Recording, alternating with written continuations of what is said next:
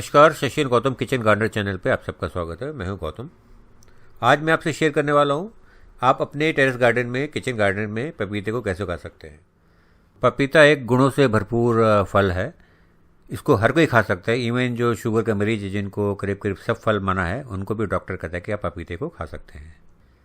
क्या आप पपीते को अपने यहाँ पे टेरेस गार्डन में गमले में उगा सकते हैं? आपके सामने देखिए, हमने पपीते को गमले में उगाया। 40 लीटर का ड्रम था और आपके सामने इसको हार्वेस्ट भी किया है। क्या पपीते को उगाना आसान है? हाँ, बिल्कुल आसान है। जो ज़रूरी चीज़ें हैं, आप कुछ नियम इसके उगाने के वो फॉलो करें।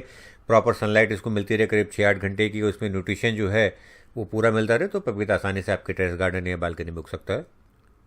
क्या पपीते को कम सनलाइट में भी उगाया जा सकता है? हाँ जी, बिल्कुल। ये जो साइड बालकनी है, यहाँ पे 2 से 3 घंटे की सनलाइट आती है। देखिए, इसमें भी हमने पपीते को उगाया है और उससे हमने फल भी पाए हैं।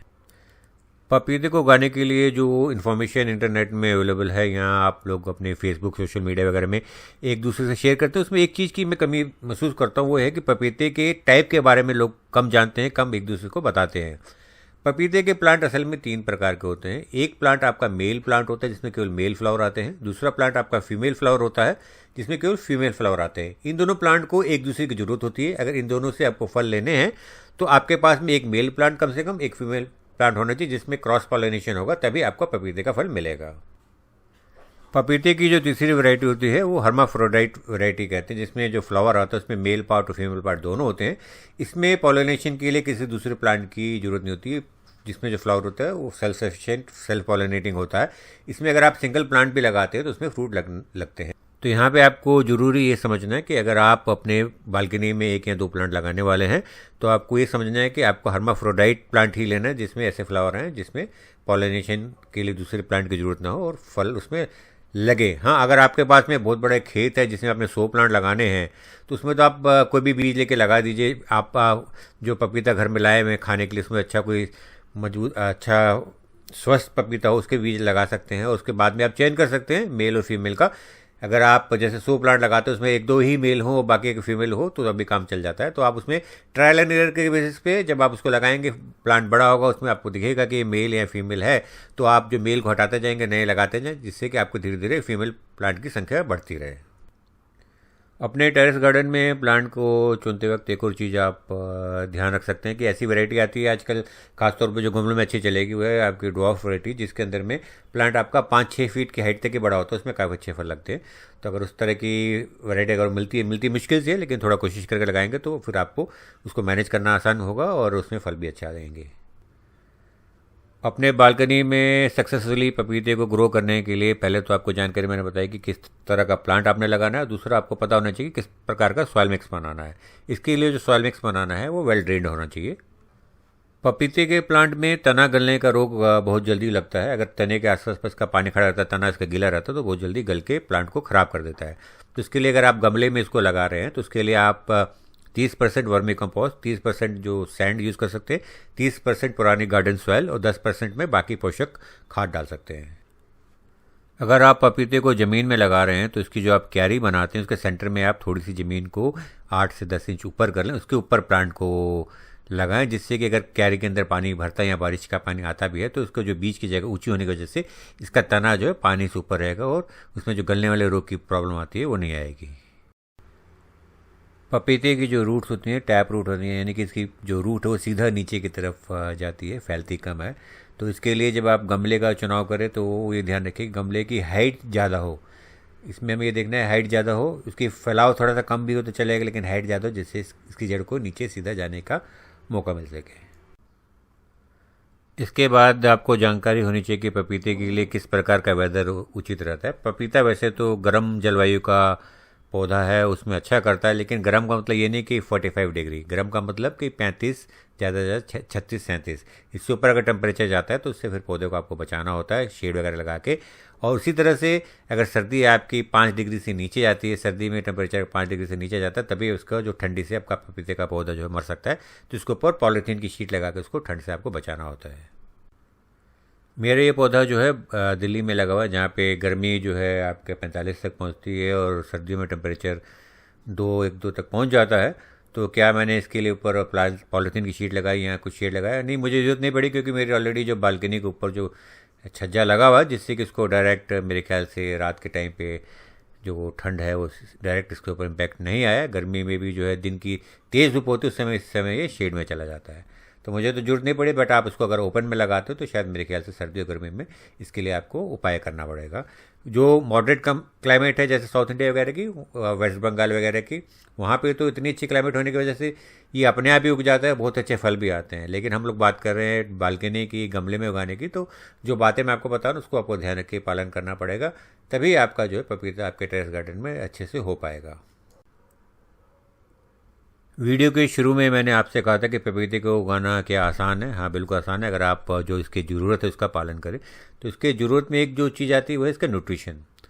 ये पौधा आपका 5 से 6 महीने में फल देने की कैपेसिटी रखता है अगर इसको प्रॉपर सनलाइट मिले, अच्छे वैरायटी का आपने प्लांट लगाया है और उसको न्यूट्रिशन पूरा मिले।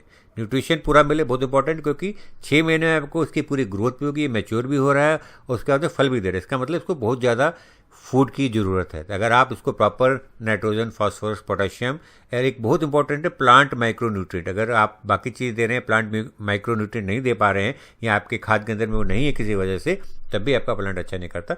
तो खाना देना इसका बहुत ज़रूरी है। सॉइल ड्रेनिंग मैंने आपको बताया वो अच्छी होनी चाहिए। बाकी सॉइल में ऐसे फिर आपके माइक्रो ऑर्गेनिज्म भी होने चाहिए जो आपसे खाद डालें, उसको प्लांट फूड में प्रोसेस करें। तो फूड न्यूट्रिशन मैनेजमेंट प्लांट का अगर आप अच्छा करेंगे तभी आपको 5-6 महीने 1 साल के अंदर में इससे फ्रूट मिलेंगे। अगर आपके पास में टाइम की कमी नहीं है तो जो तरीका है आपका गौमूत्र से और गोबर की खाद वगैरह से और बहुत सारे दूसरे तरीके जो नेचुरल तरीके से लोग बाग अपने घर में किचन वेस्ट वगैरह से खाद बनाते हैं, उस तरह खाद दें। इंपॉर्टेंट है कि उसको पूरा न्यूट्रिशन मिलना चाहिए।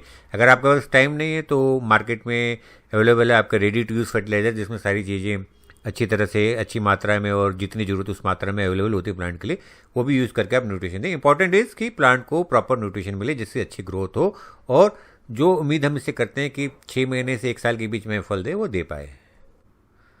आइए अब जल्दी से कुछ बात कर लेते हैं कि इस पपीते के पेड़ में किस प्रकार की बीमारियां लग सकती हैं। मेरा चैनल जो है किचन गार्डनिंग करने वालों के साथ में जुड़ा हुआ चैनल है, तो मैं उसी के ही संदर्भ में बात करूंगा।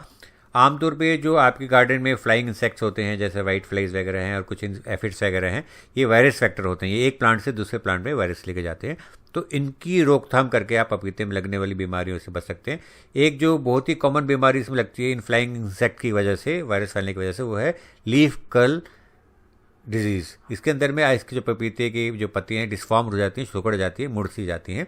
तो इससे बचने के लिए आपके गार्डन में जो इस तरह के इंसेक्ट्स वगैरह, एफिड्स वगैरह, इनको आपको कंट्रोल करना पड़ेगा। एक बार अगर आपके पपीते के प्लांट पे लीफ कर्ल वायरस की बीमारी लग जाती है तो इसके बाद में इसको बचाना मुश्किल हो जाता है, इसको हटाना ही पड़ता है। मेरे चैनल पे फ्लाइंग इंसेक्ट से फैलने वाले रोगों से कैसे अपने प्लांट को बचाएं उसका वीडियो है, उसका मैं लिंक आपको डिस्क्रिप्शन में दे दूंगा, उसको आप चेक कर सकते हैं। अपने पपीते को प्लांट को बचाने के लिए आप वीकली नीम ऑयल का स्प्रे कर सकते हैं, जिससे कि ये फ्लाइंग इंसेक्ट्स या दूसरे इंसेक्ट्स हैं उससे आपका या फंगस प्रॉब्लम से आपका प्लांट बचा रहे। वैसे पपीते में आमतौर पे ये देखा है कि 1 साल या 2 साल में पपीते में कोई ना कोई बीमारी लग जाती है जिससे ख़राब हो सकता है। तो अगर आप अपने टेरेस गार्डन में या किचन गार्डन में पपीते की रेगुलर सप्लाई चाहते हैं तो एक रेगुलर प्रोसेस आपको रखना पड़ेगा कि आपका एक प्लांट बड़ा हो रहा है जो फ्रूटिंग में है, तो साइड बाई साइड आपके 3-4 ऐसे प्लांट होने चाहिए जो ग्रोइंग स्टेज में हो। अगर आपका एक प्लांट खराब होता है तो दूसरा प्लांट उसकी जगह लेने के लिए आपके पास होना चाहिए, जिससे कि आपको पपीते की रेगुलर सप्लाई मिल सके। पपीते का फ्रूट जो है कई बार प्लांट माइक्रोन्यूट्रिएंट की डिफिशियंसी की वजह से भी ख़राब होता है, खासतौर पर मैग्नीशियम एंड बोरॉन की कमी की वजह से इसका जो फ्रूट है वो डी शेप हो जाता है, उसमें बबल्स वगैरह इस तरह के बन जाते हैं, गल्स आ जाता है। तो आप जब न्यूट्रिशन दें तो ये बिल्कुल ध्यान दें कि इस तरीके की डिफिशियंसी आपको कोई दिखती है तो आप उसमें टाइमली न्यूट्रिशन का, माइक्रोन्यूट्रिएंट का छिड़काव करके इस डिफिशियंसी को दूर कर सकें, अपने पपीते के फ्रूट को बचा सकें। पपीते के बारे में जानकारी लेते हुए मुझे एक इंटरेस्टिंग बात पता चली। इसके तने को बेस से मोटा करने के लिए, जिससे कि इसका तना मोटा हो, उसमें ज़्यादा फूड स्टोर हो और फ्रूट अच्छे लगें, जो गार्डनर्स हैं क्या करते हैं, इसको वर्टिकली सीधा ऊपर की तरफ नहीं लगाते, इसको थोड़ा सा टिल्ट करके लगाते हैं। 45 डिग्री के एंगल पे इसके जो सैपलिंग है उसको तिरछा करके लगाते हैं ज़मीन पे, जिससे कि जब प्लांट है अपने नेचुरल टेंडेंसी की वजह से जब सीधा होता है तो उसका जो तना नीचे से मोड़ा हो जाता है, जिससे कि इसमें अच्छा खाना स्टोर होता है, जिसकी वजह से अच्छे फ्रूट लगते हैं। हमारे बहुत से व्यूअर्स इसमें जानना चाहते होंगे क्या पपीते में 3G कटिंग की जा सकती है। पपीते में 3G कटिंग का स्कोप तो नहीं है। हाँ, कई बार क्या होता है जैसे 1-2 साल में पपीता आपका 12-15 फुट चला गया, ऐसी वैरायटी है, उसके बाद में फल आपके हाथ से दूर होने लगे, आप उसको नहीं तोड़ पाते हैं, तो उस समय फिर क्या कर सकते हैं आप, पपीते को 4-5 फुट की हाइट पे इसको कट करके ऊपर वाले से हटा देते हैं। उसके कट करने के बाद में काफ़ी चांसेस रहते हैं कि इसकी जो है 2-3 ब्रांचेस साइड से निकलती है जिनमें फ्रूट लगते हैं, तो उस केस में हाँ पपीते की प्रूनिंग की जा सकती है। अभी तक जितना मुझे याद है अपना एक्सपीरियंस मैंने आप लोगों से शेयर किया, काफ़ी बातें मैंने आपको बताई, लेकिन हो सकता है कुछ बातें बतानी बाकी रह गई हूँ, तो आपके दिमाग में कोई ऐसा क्वेश्चन आता है तो उसको कमेंट्स में लिख के जरूर मुझसे पूछिए, मैं इसका जरूर आपको जवाब दूंगा। आप लोग जो मेरे चैनल पे रेगुलर है उनकी एक रिस्पॉन्सिबिलिटी बनती है, अगर आपको ये वीडियो पसंद आता है, हमारे चैनल पसंद आता है, तो इसको शेयर करें जिससे कि वीडियो के व्यूज़ बढ़ें। लाइक का बटन भी दबाने में संकोच ना करें जिससे कि वीडियो आपका पॉपुलर हो, क्योंकि अगर आपको चैनल पसंद है, आप चाहते हैं कि चैनल चलता रहे, तो इसके लिए फिर आप लोगों को करना ज़रूरी है। डियर व्यूअर्स, जैसा कि आप जानते हैं हमारी एक वेबसाइट है जहाँ पे हम लोग gardening inputs like fertiliser, grow bag और अच्छी क्वालिटी के वेजिटेबल सीड्स वगैरह अवेलेबल कराते हैं। तो अगर आप लोग अपने गार्डनिंग नीड्स के लिए ऑनलाइन परचेज़ करते हैं तो आप वहाँ पे विजिट करके shashiandgautam.in पे जा सकते हैं। वहाँ पे चीज़ें देख के अगर आपको कोई चीज़ समझ में आती है तो उसे ऑर्डर करके हमारे इस फ्री टू एयर चैनल को सपोर्ट कर सकते हैं। तो अब आप सब हमें इजाज़त दीजिए, आज की इस वीडियो में इतना ही। जल्दी मिलेंगे एक नए वीडियो के साथ में, एक नई जानकारी के साथ में। तब तक मेरा शशि का आप सबको नमस्कार।